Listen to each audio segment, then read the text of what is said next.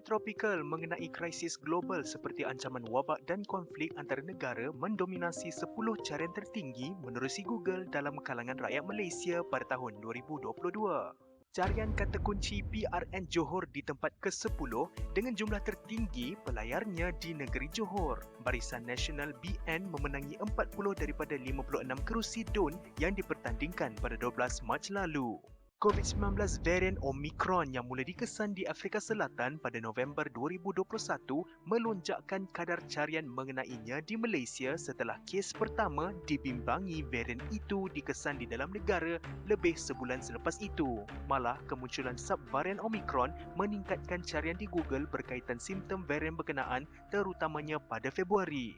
Bantuan khas COVID-19 yang diumumkan bagi tahun 2021 terus mendapat momentum carian berita mengenainya di Google pada awal tahun 2022.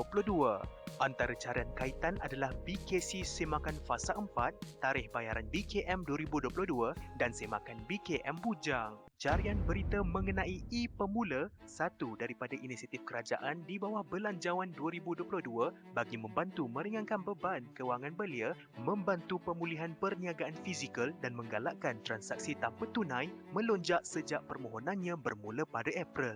Kes cacar monyet atau monkeypox dengan kluster pertama 2022 dikesan di United Kingdom pada Mei mencetuskan kebimbangan global. Carian mengenai berita wabak ini di Google berterusan sehingga pertengahan September apabila Singapura mula merekodkan kes itu.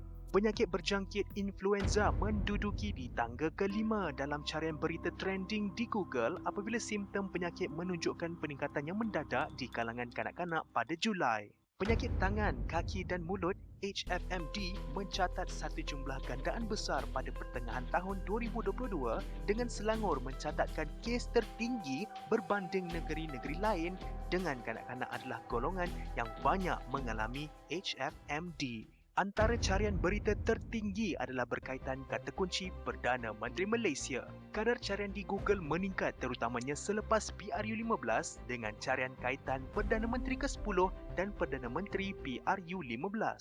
Carian berita mengenai banjir di semenanjung Malaysia mula meningkat apabila Jabatan Meteorologi meramalkan monsun timur laut atau musim tengkujuh bermula pada November dan berterusan sehingga Mac 2023. Konflik Rusia-Ukraine mengungguli carta carian berita tropikal menerusi Google di Malaysia. Lebih panas apabila Presiden Rusia, Vladimir Putin mengumumkan operasi ketenteraan di Ukraine pada Februari yang turut melonjakkan carian mengenai berita itu. Untuk lebih lagi, jangan ketinggalan bagi menyaksikan program Imbasan 2022 pada Sabtu 31 Disember jam 5.30 petang hanya di TV3.